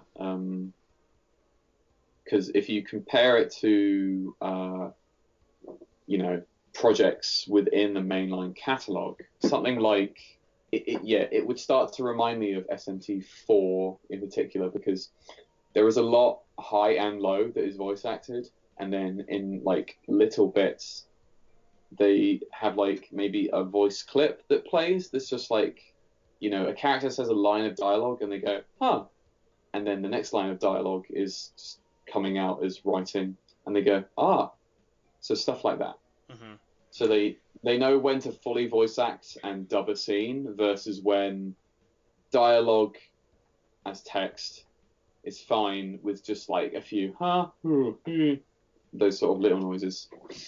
I'm still of the opinion though, if they had voiced every mannequin, I would have bumped up the game score at least to a whole point. Every mannequin should be the weirdest fucking voice, but like the fact that like I think there's only 3 mannequins that are voiced completely, of the collector and the 2 main ones I talked about earlier. Like those are the only ones I think of like, oh man, that sucks. Like, because the mannequins, like, their whole personality and just existence is just like so much personality exists in there. And also, I think I'd agree. Another weird one that like you haven't really gotten to so far at this point. Like, how many fiends have you found at this point? Like maybe 2, if that. No, I have not gone to Hellbiker yet. I did, of course, Matador, because he's a roadblock. You need to defeat him. No others as of yet. So the fiends, I love their voice acting, but the problem with the fiends is a lot of them are just the same dude doing a different voice. Of like, okay, we gotta save some money. Whereas like if you compare the Japanese one, the only time where I thought, okay, the Japanese one definitely nailed it more than this, is every fiend is like almost like a different voice completely. I don't know if they're a different actor, but they feel like a different person. Whereas the fiends, by the time you fight all of them, like especially doing like from the Red Rider to the Pale Rider, it's like, oh my god, I get it. It's like the same dude doing like a higher different voice or a deeper different voice. It's got to be a lady for the Mother Harlot. It is a lady. It's not all the same guy. It's like Chris something. I forget the guy's name who does the voice acting. Like, he does a good job. Like, I will say, Matador's good.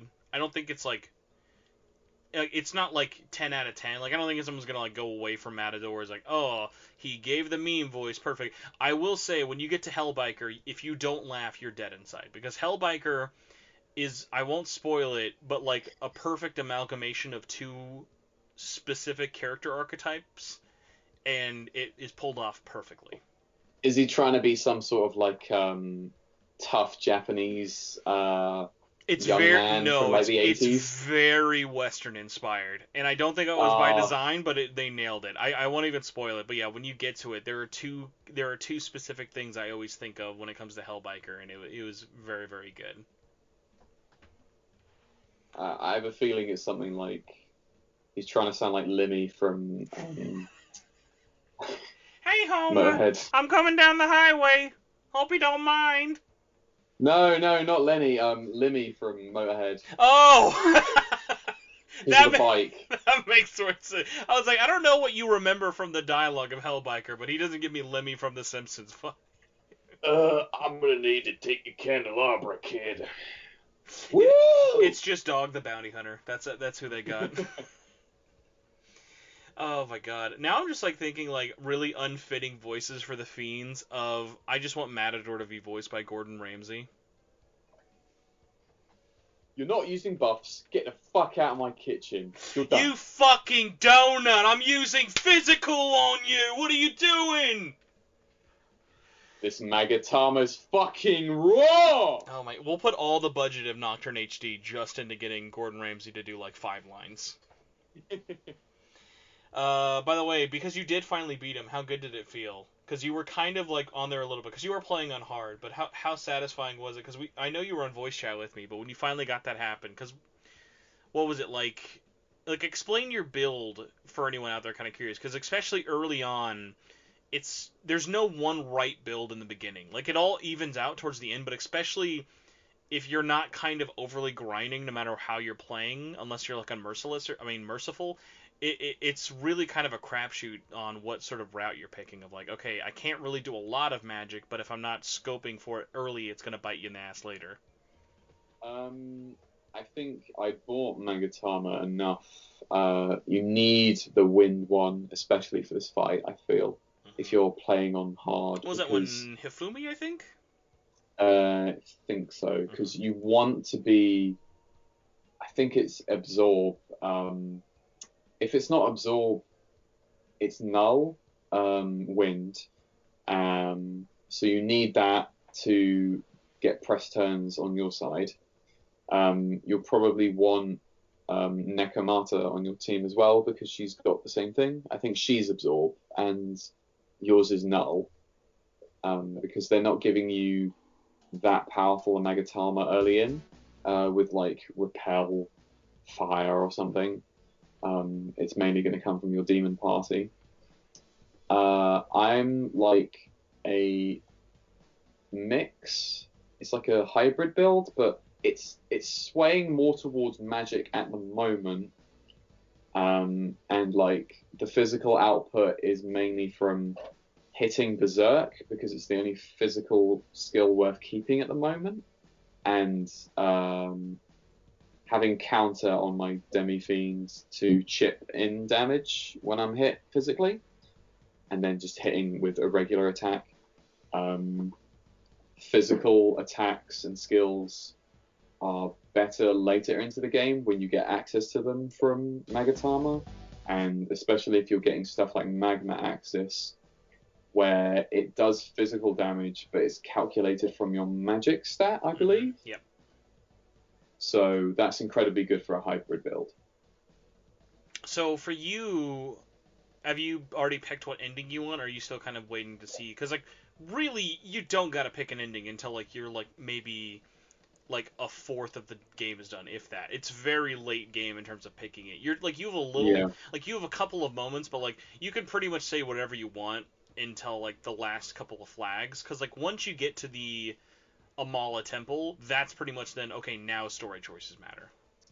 Yeah, and I think if you're clued in on how SMT games work, you're like, okay, there is a big structure ahead. I think we're nearing the end game here.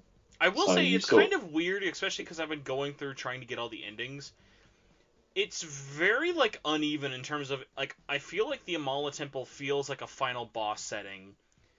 And then you go to Mufushini Rio or whatever, and then you find, like, the stuff that happens there. You're going into the cave. Like, okay, I went from these 3 giant pyramids to, like, okay, I'm going into a random cave. That's kind of whatever, especially because that's really not a dungeon. That's like you're just running through and whatever. But then you get to the diet building. The diet building doesn't look cool from the outside, but when you get in, the diet building's like one of my favorite dungeons in the whole game. But then when you're done, then you just go back to the temple, and then you get a tower. And I like Kagetsuchi Tower, but then as someone who's also, like I said, been running through it back and back and back, it's either outstays its welcome completely, or its design just doesn't super dig into me for it. Whereas, like, as much as, like, I loved Amala Temple just because of how different all 3 of the pyramids felt, and especially once you have that final one, like that.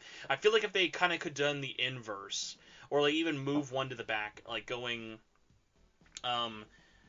cave, diet building, Amala Temple, and then tower, it would have at least kind of like felt like it made more sense. Like, I have that moment too, and again, like, not getting into spoilers, but like when you finish putting in triangle thingy, which I always forget its name, to summon the tower, like, you go to the temple to summon the tower, but then the temple is at the obelisk, you know? It's like, why didn't it just appear there? Like, why did I have to go from one temple to another temple to just go up another flight of stairs? Knowing the game sequence and narrative, I feel like the way you described the arrangement where it will go, the cave, diet building, boss fight, the Amala temples, pyramids, and then the Tower of Kagetsuchi, I feel makes a lot more sense progression-wise. And it's like the stakes are going up to the point where, like, you're carrying yourself up the basically Tower of Babel towards the end. So it makes sense. So it's a little odd that the game chooses to have its encounters like that. I mean, and the game has other issues that like I won't get into here because I really do want to do a spoiler cast for this game. I thought beforehand, I was like, I don't know if I'd want to do a spoiler cast just because it's so old. But the more I've been revisiting the story, I'm amazed. I am as love it with the story as I was when I first played it, but like now I have so many little weird gripes, especially going through the different endings of like little weird things that like why did the game not do X or why did the game not do Y? Like a great example without getting into spoilers is there are so many moments as you're replaying that ending to experience all the different side plot endings is like, oh, I bet I could have saved this character if I chose this. And then you find out, no, you just get a different boss fight. That person's still dead. Like that's like that sucks. It's like what? Like why? Why not? Yeah, it as like a thing to know about Nocturne after all this time and considering the other mainline releases, not just like leaving the rest of like Megami Tensei games out, just mainline SMT. If you think about like the varying degrees to which like choices matter and like dialogue options,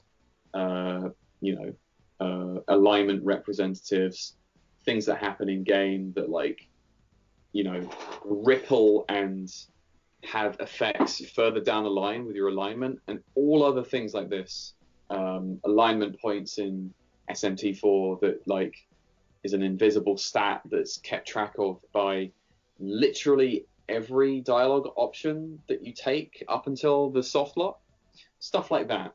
To go and then have Nocturne in the middle of a bunch of these titles, you think there's like none of this almost. It's really like the dialogue options are almost as meaningless as they are in like Persona 5. Oh my god, I know, like it would sucks too, because like God, as much as I love Atlas for their stories, I'm amazed how much people don't talk about like they are terrible at having stories that make a difference.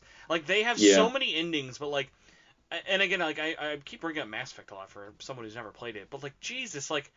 I mean, here, going into a game series I have played, like Deus Ex, no matter what, if it's the first one or like the recent reboots, not the reboots, but you know what I mean. Like that's a great example of if you're playing as Alex and if you're playing as like Adam and you're picking choices that make you seem one way early on, that is dictating how you are going through that whole story. Whereas your fucking white bread protagonist in every Atlas game, it doesn't matter if you're a dick to everyone for 70% of the game, you're getting one of 3 endings most of the time. Yeah, that's true. And it's like, man, I really hope like, because it's like I even have friends who like look at people like Joker and go like, oh my god, Joker's got so much personality. I'm like, no, he doesn't. You're putting personality into him. You are projecting, yeah. But like that's cool that he has moments, but like it's because you're choosing that. Like no one should look at an Atlas game protagonist and go, oh my, like even games I love Strange Journey. But, like, the Strange Journey protagonist is not a person. He is an avatar. The only time I think it's been done well is, like, Vincent. I think Vincent is great. Vincent is a person. You are molding his decisions he's getting to, but, like, every decision in Catherine, I feel, makes a difference. And that person still feels like a person at the beginning and at the end of that experience. Where, like, for every Vincent and Catherine we get, it's a bunch of dark-haired boys, maybe a girl if you're lucky, and they have absolutely no real outcome in terms of being a person until the very end. Yeah. There's definitely something to be said about like player agency with regards to like, even if you don't think some of these choices are impactful or like a meaningful decision, the fact that like Nocturne has it where most of them, if not all, don't matter in that way anyway, it becomes meaningless. I got 2 really good examples that I don't know how much you're going to agree on them, but I do want to give at least 2 credits to SMT-related games. The protagonist in Tokyo Mirage Sessions, definitely you would think he is just random dude harem guy, but he at least has a personality. Like, you're picking options sometimes for his choices, but he is very certain in his path of, I don't know what I want to do in terms of I'm a high school boy, but I want to be around and I want to support my friends. Is it an exciting personality trait? But no, like, because they let him have a voice, he is not a silent protagonist. He at least projects enough personality to kind of, you get an idea of the person he is, even if he might be still a boring person, to your opinion. The other one is, I do want to say, I think Nanashi never gets enough credit. I think Nanashi is a great protagonist, and a lot of that comes from he had a life before that story started, and you feel like it. You look at someone like Demi Fiend or Flynn. Flynn had no fucking life. The only life you even think he has is like that 1 second cutscene of him looking at the city with his friend who you're going to kill in like 30 minutes. He is a peasant boy that means nothing before the start of the game. Yeah, but like Nanashi has a life. He's lived in this world. He has friends. You have like parents around you. You see like there's a thing that like is going around that makes sense. And I think also another thing that helps them kind of add personality to him is having Dagda there. Like Dagda is basically your other half. Like he is the you who can talk. Like Dagda has a active role in the story through you. Yeah, because considering that he's mainly mute, apart from like screaming in combat and other stuff, Dagda is voicing like for you and speaking on your behalf. And even though he is the edgy Irish god, he's definitely cutting straight into things. Just like, listen, kid, this is what we got to do. This is what we're doing. And in a lot of instances, that's probably what he'd go with. So, final Nocturne thoughts I kind of want to get from you, but I'm gonna just throw this out because I haven't said a bunch because I talked a lot about it already. Ironically, not a ton on the podcast, but I've still been surprised how much I'm really enjoying the game. I am amazed how much I want to platinum this, and I don't know why. Like, I went from as soon as I beat it with Chiaki's ending, I was like, okay, I'll probably do True Demon route just to do all the extra content and boss fights. And then now I've just been replaying it and being like, oh my god, I forgot about this, and like, every ending has been pulling me back in such a weird way of like, it's less that I want to do it for the trophy and more that like, I just really want to pick every little like stone up and see what's underneath it for some reason. And I don't really have a good reason why, because like I've played it before, but just something about kind of re-experiencing it again after over like a decade has just been so weird to me. Of like, I wonder once I platinum this game if I'm just going to be completely burnt out of like, okay, I'm not touching this again for another decade, or if I'm gonna come away from it being like, okay, I'm glad I did everything. Which like, I'm not sure if I will after beating it 6 times and doing the Demon Compendium, but I'll be curious. Like, I want to get there either way. Honestly, for me, it has that special place in my heart. Considering, and when it comes to revisiting it in the remaster, I'm like, it's like time has not passed, and like context be damned with the current world state, because I fall right into it. I'm grinding and going through the motions of the narrative and leveling up and recruiting demons and all sorts, as if nothing had really changed. And it's the kind of breath of fresh air that you're familiar with.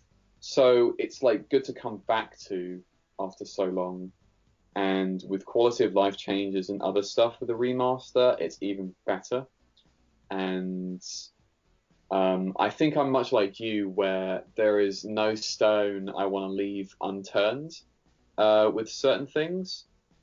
And I don't think, unless I'm, replaying this game in the same way year after year, that I'm going to get tired of it. Because like another example is like when I've let, like this year with the pandemic, get away from me with, other Mega 10 titles that I have played to death, apparently, and really laid into.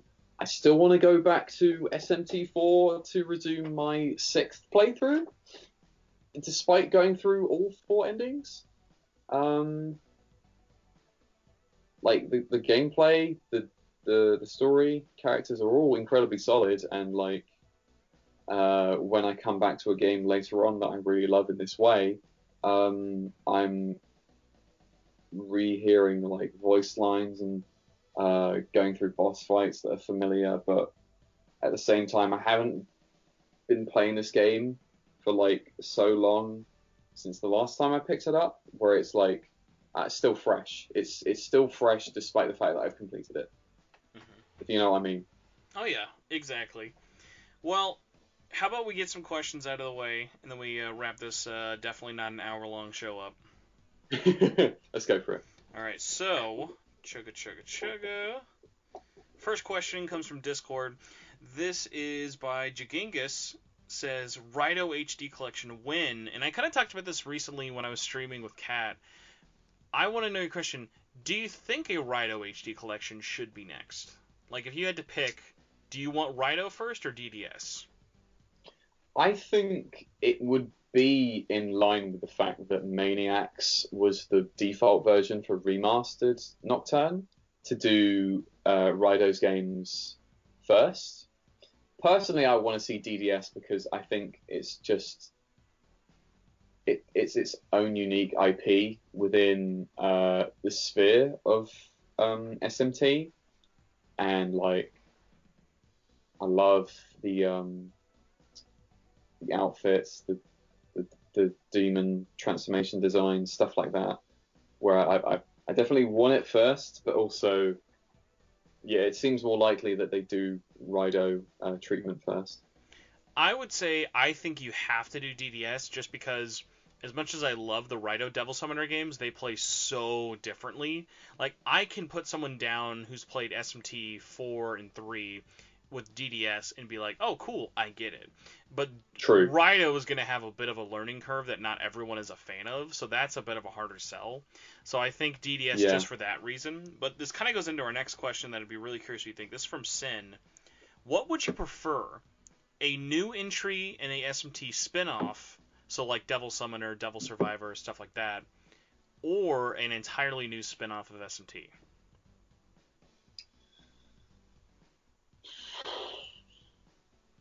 So the question being posed is effectively, do you want another game in the vein of something that already exists, like yeah, DDS? So basically you're getting either a new, like it would be DDS 3, Devil Summoner 3, Soul Hackers 2, Devil Survivor 3, or an entirely different new thing, like a new spin-off series that would kind of be added to it. So instead of doing a Demi Kids 3, it would be a blah blah blah 3. Or sorry, a new blah blah blah 1, but it is still a SMT spin-off. So basically new spin-off or continue with a dormant spin-off. I think a new spin-off would definitely, I think if they're going to market it as something towards new buyers and newcomers to the series, would make a lot of sense. The one I really point to is that, you know, like the original Persona 5 sold like absolute fucking hotcakes, considering. And if they want to tap into that sort of like new market, because you've got swaths of people that have only played P5, called it their like favorite JRPG ever, in the same way that like you had kids 20 years ago going, "Oh, Final Fantasy VII, the best JRPG ever. It's the only one I've played, best one ever." They could tap into that with a new spin-off IP of SMT, and like just jump off from there. Like if it went poorly, wasn't really well received, then at least our sphere of the community has something nice to be like, yeah, they tried something different, and it's good that they did. But even if it didn't take off like that, they did good doing like a new spin-off. Whereas if it really took off and had like even half the success or a third of like original launch of P5, probably be really good, because yeah, who knows, they might have like another DDS on their hands. And I think I'd be sooner to take that over wishing for like Devil Devil Survivor 3, where like it's Devil Survivor, but like you've got some sort of TikTok, but for summoning demons, Oh my or god! the fact that they're using smartphones. it only lasts 15 to 60 seconds, but you have to make like one or two moves in that time. You Oh have my a god. premature ejaculation amount of like time to summon your demon. Oh, I TikTok. hate that so much. So I have an answer that's kind of both, and I'm cheating. I Okay. want DDS to continue on with a new entry, but this would be a new series. I want Atlas to finally grow some balls and make the Avatar Tuner trilogy. Sorry, not trilogy. I guess, hold on, it's 5. So what is a 5 trilogy? It'd be trilogy, quadrilogy, septrilogy, I guess? But I want all 5 volumes to just be 5 different video games, or just one really big one, but probably 5 realistically, of Quantum Devil Saga. Because apparently we're just never going to get those books fully translated in English, and those games, and those books, which are based around the world of DDS, I think would be perfect for a game on the cheap. If you were posing that as a spin-off, would you keep it relatively similar to DDS being 100%. like... It would be basically pitched as Okay. the spiritual successor of DDS, Quantum Devil Saga. Okay. I guess you'd probably, because it's a different cast and some reappearing characters, you'd have that to set it apart effectively. I think the only other questions I would have would be from Twitter, and then we can get out of here. As I can try and remember when we last did this. I make a lot of Garbo tweets. Here we go. So, first question from Twitter is by me, Costume Guy. If the other SMT games had a one-word subtitle like Nocturne, what would they be? I thought this was a great question. So obviously we're not going to do Apocalypse, because Apocalypse already has one. So let's start with SMT1. If you had to give SMT1 a one-word subtitle, what do you give it? Oh, one word. Wow. One word only. So like how it's Nocturne, or like how there's Share. See, the one I was going to go with is Plan of God, because of God's plan, but I can't. It needs to be one word. Exodus? Ooh, see, I actually had it flipped. You stole one of mine. I thought... Genesis. No, actually, I was thinking Shin Megami Tensei 1 would be either like Revelations or Genesis, and then 2 would be Exodus. Yeah. Just because I think 2 is definitely more of that kind of grander scale, with things like that. Another idea I had for 2. Oh man, I'm just trying, because the one word almost limits it, but like in a way of like it makes you try and have to think a little bit more, but you also don't want to be that guy who uses like the same like 1,000 words for it possible. For 4, I don't know if this makes sense, but a vibe I got from it was Origins. Of like, because 4 definitely feels like a very clean start if you've never played SMT before. With the whole setting of everything and how you are definitely thrown into a world that kind of began for it, but you are getting that kind of beginning, middle, and end of a story, whereas most Nocturnes always to be sort of feel like you're thrown into the halfway point. What I was thinking, because of course SMT4 plays on something already explored visually and in universe, is the Millennium Kingdom of God. So the one word subtitle I would probably motion for with SMT4 Vanilla is SMT4 Millennia. So then the extra hard question, knowing nothing about it, what subtitle do we give 5?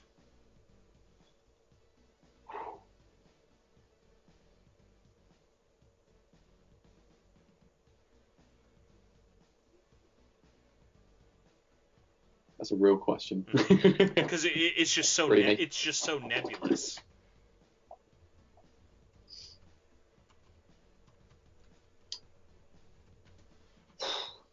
Really got me thinking. Better put my thinking cap on for this one. because everyone's speculating about the relation to Nocturne as like it's not necessarily like a spiritual successor so much it is like in universe this is probably what a universe post conception could have been. Mm-hmm.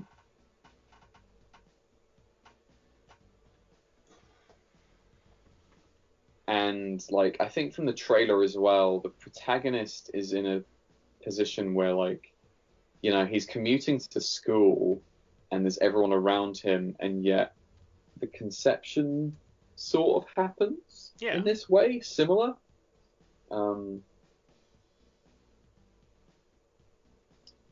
An unoriginal one based on that sort of thought process would be like Rebirth, but that sounds like really generic to me. I mean, I did recommend Revelations, which has been done at least 900 times. So can I give you my suggestion? Because I thought of one a while ago, but I'm not sure if it sounds absolutely terrible or brilliant. Go for it. I thought, and stick with me here, call it SMT5. Oh no, sorry, you call it SMT, and this kind of taking a cue out of Resident Evil. The V is capitalized in the middle of this word for 5. Divinity. Ah. With all of its whole thing of like theology and religion and divine natures and stuff. Especially if the theme is definitely going to be a lot more centered on like the Great Will and Lucifer against you or with you. I thought Divinity would be really interesting, especially just because you have that wordplay with the V in the title.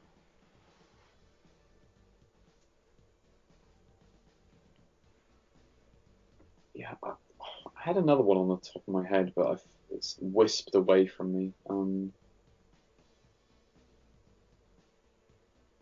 Just call it Resident Evil. Capitalize the V in evil.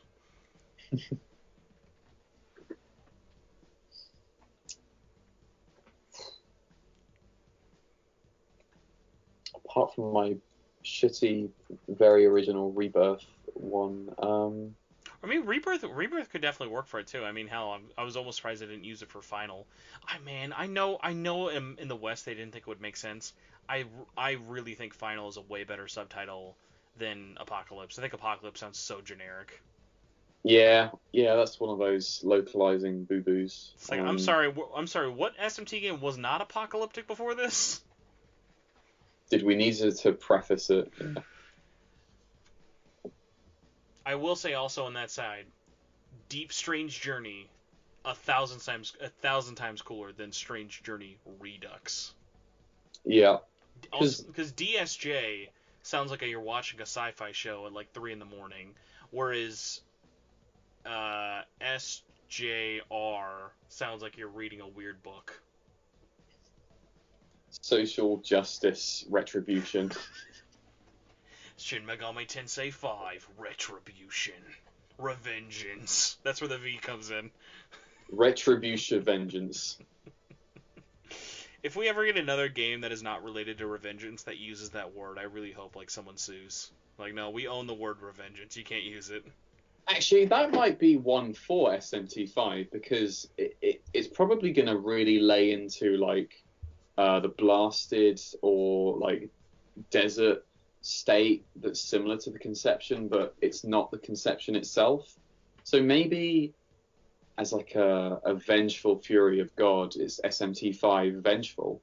That could work. And also one of the funny things, if you are looping it into Nocturne, it'd be funny if instead of your world is ruined, what if instead what actually happens is you live in a newly created world, and then you get brought back to the previous conception of Nocturne.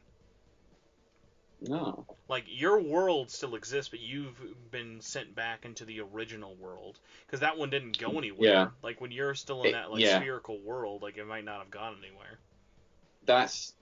You probably thought about that as, like, this is one of the endings in the original Nocturne that we could have planned for. Hence why you're here in this original conception. And this is one where, like, the way things panned out, the Demi-Fiend was killed, and he can't lead the armies of Lucifer. Yeah, because you remember You're stepping up to the plate. when the Lady in Black is describing how we are like one of millions and billions of possible like worlds and conceptions. Like, there's nothing saying like that this could just be a different world while that conception is still happening. True. So, like, with multiverse theory, there is one where, like, Japan is just swimmingly, things are going, and Naoki, trapped his way to meet his teacher, and nothing happened.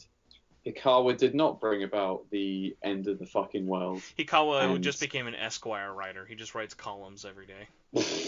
Hikawa was arrested for secret occult crimes, and his company is basically forfeit while he rots in jail for like 15 years. Man, we got so robbed. They actually like made a issue of his magazine, like a full issue of his magazine for the Japanese collector's edition. Oh man, that'd be so cool to have. By the way, great question. I thought that was a really great one, Me Costume Guy. Cross Renren says, what are some features you would like in 5 to make the game better? So not story stuff, but like what is one gameplay feature you think would help? My big one is going to be this. I'm trying to think of a good way to phrase this that doesn't just make me sound boomery. I know one. I think they could implement action elements to the gameplay without it being an action RPG. I think having the gameplay be a little more intuitive and keeping you in the motion as opposed to just menu attack would be fun.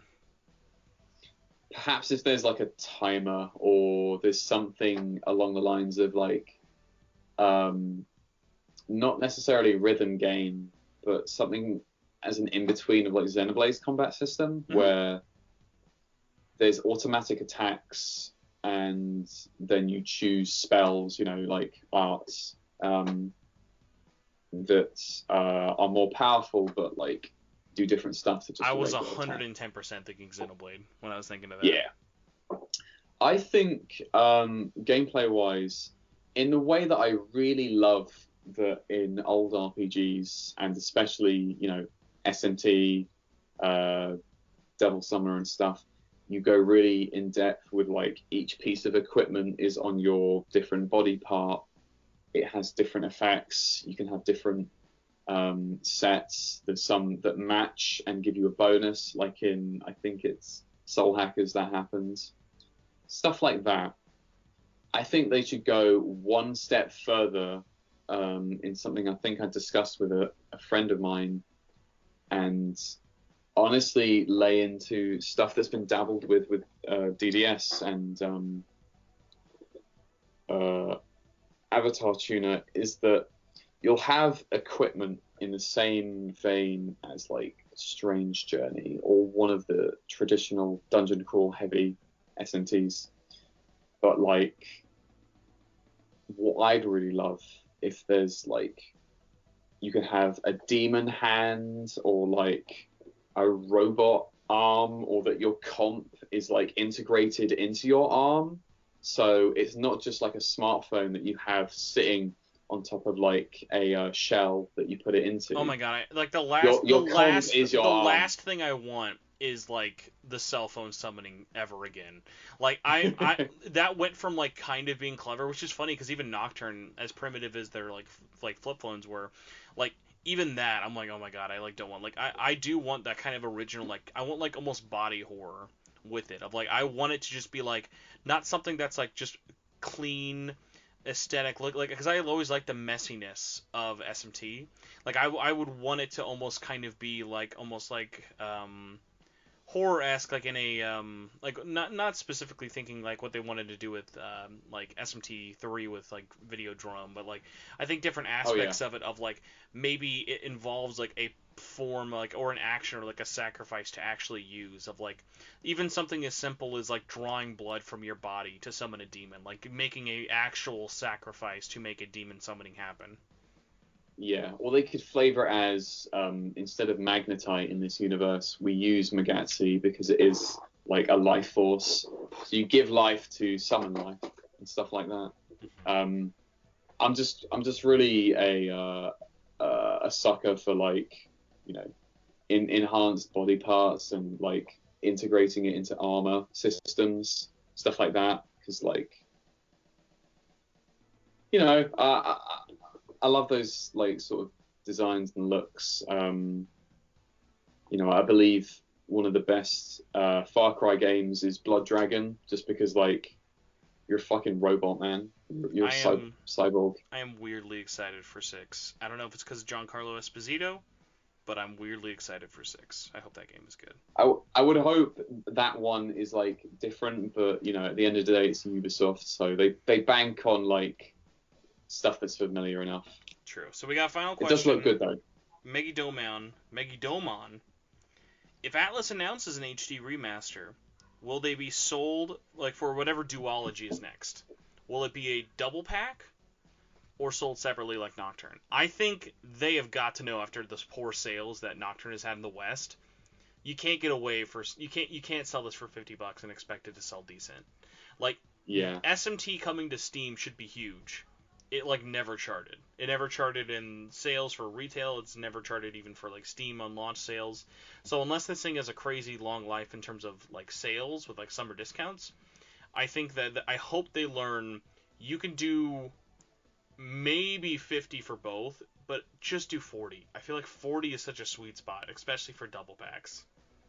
If it's just like a remaster in the same vein, I think $40 for both DDSs is more than fair. Yeah, because remember, they don't have to add voice acting to these other ones. All these other games except Nocturne had voice acting. So that was like really the only outlier in terms of there's not really a lot of work they have to do. So exactly, yeah. I do want to throw this out to you because I was thinking about this because this came up on my timeline before we started. Have you ever thought about if they had to do a live action SMT movie? Would that just immediately horrify you, or is there any director you think is like, you know, I bet this person could do a pretty good SMT movie? I think what is it? Why do I forget his name? Because it's up his alley in terms of like creature horror and like very dark fantasy. What's his name? I feel incredibly bad that I'm forgetting. Give me some past work. We'll work it out. Like Shape of Water, Hellboy. Oh, Guillermo del Toro. Yes. Del Toro. Okay, yeah, interesting. I was thinking, and stick with me here. I think Denis Villeneuve could really nail the tone, just through like his work with Sicario, his work with obviously Blade Runner, but even like looking ahead at like Dune, like how he kind of makes that world feel different, which is extra hard, especially because Dune has A, been a series for so long, but B, there was already multiple movies of Dune, and like everything would kind of felt like that own similar take. But I think like he would do a really good job of kind of making it feel interesting, not rushed, because he's definitely a director who makes long movies that still feel like they take and respect your time. My only dream request is if the SMT did ever become a movie, just don't adapt a game. Please don't adapt any of the games, just make an original story. Like, use the themes, maybe a character, but like none of those stories would make for a good movie, and that comes from someone who loves those games. Could you imagine having to go to different movie theaters for different endings of Nocturne, the movie? I could, but that's just because I remember Clue, and Clue is the only movie I know that actually did that. Well, Marcus, thank you so much for this episode. I can't think of the last time I had an episode that was just news, opinions on what we're playing, and then questions that went like so swimmingly for surprisingly under 2 hours for the podcast. So I appreciate you for coming on. That's good. We rambled with a purpose in mind. It's true. And as long as we rambled but did not bramble, it was still hopefully a success. So Marcus, where can people find you online if you want them to find you? So my Instagram handle, where I am very boring and only post my artwork instead of like shit posting on my Facebook account, is at MRB_artbase on Instagram. Other than that, like I said on the Vita episode, is that I'm basically by choice kind of an internet hermit, because like I don't really want to upkeep on like a social media presence, like a page or anything yet. No TikTok here. The Marcus TikTok no, is not here. no such TikTok account exists with me. TikTok TikTok a Tensei. How's no one taken that yet? Christ. Very much a stage in my life where offline things are happening and require my attention. And further down the line, I'll probably have some sort of like page or presence where like I will post regularly. But for the moment, I have to I have to look to my real life priorities. I was thinking about this. We need to get you and Colin a show. I feel like you and Colin could just like film yourselves playing Magic once a week for an hour, and whatever you all talk about in the middle of your match, that's the show. Oh, it's probably just us chatting shit about people we used to go to university with. Even better. Quite honestly. Well, here's my horribly, extremely painfully long spiel here. So if you would like more of this in your life, you can follow me on Twitter. I'm at Torchwood4SP. You can follow the podcast on Twitter at SMTN, SMT Network. You can find the podcast on iTunes, Spotify, Google Podcasts, stuff like that. The only other kind of exceptions I'm thinking of here, because I'm running a blank while trying to look up something else, I just started Twitch streaming because apparently, like we mentioned, with it being like a slower sort of period for everything, I was like, I want to play more games, but I don't want to like feel like I have to throw them on my YouTube. Like, not saying my YouTube has to have like a purpose for everything, but I feel like I want to start streaming a lot more stuff that doesn't always make sense to kind of what I've been posting earlier. So then with all of that sort of said, I'm just going to be doing whatever. Like right now I've been streaming randomly playing Nocturne, but it'll get to other stuff over the summer where there's more free time. So that's just at Torchwood4SP on there. We somehow got over like 100 followers through just like a bullshit giveaway stream, but that was very fun nonetheless. You can join the Facebook group if you're interested, like we mentioned, by going to facebook.com/groups/SMT Network. There's also a Facebook page. You can support the show on Patreon by going to patreon.com/SMT. Nope, not SMT Network. This one is SMTN. And hubba. Shout outs to our executive tier patrons who basically you can support us with $1, but if you want to have your name mentioned every episode, you get the $5 tiers. Shout outs to all the wonderful, beautiful, awesome patrons at the producer level. That would be Demi Crow. That would be Solaire, who I hopefully pronounced correct, and also Patrick and Robert Dogman Magadel. I almost forgot Patrick because Patrick is subbed at the $5 thing, but is not at I want to be an executive producer, but I've made the executive decision for them that Patrick is an executive producer. So thank you to all of the cool people who have either donated, helped make everything run in the background, or just want me to say your name. You guys are awesome, and you get the show early. So, like, for example, today you'll be getting the show on Sunday. Everyone has to wait until Tuesday. All that fun stuff like there. But, yes, besides that, the podcast and everything else I do is on YouTube. Just search Spencer Presley or Shin Megami Tensei Network. All the links are below. You can find everything like that. There's a Discord, blah, blah, blah, blah, blah, blah, blah, blah, blah. We got to get out of here. Marcus, either way, thank you so much. Thank you all, everyone, for listening, and hopefully you are all enjoying the long and painful wait of getting to E3, and are doing what I'm trying to tell people of. Don't go into E3 expecting one thing. If you go in expecting one thing, you will more than likely be disappointed. If you go in just like with an open heart for everything, everything should be a lot better for you. My recommendation with E3 is expect absolutely nothing and then be surprised when anything of value is revealed. Basically. That's the best British equivalent of it. Go in expecting nothing and be happy with the something you get. All right. Well, we're gonna say goodbye awkwardly now, and then I'm gonna edit the show and immediately rip it up and give you back your freedom of your Sunday. So goodbye, everybody, and Marcus is where you say goodbye. Goodbye and good night, everyone.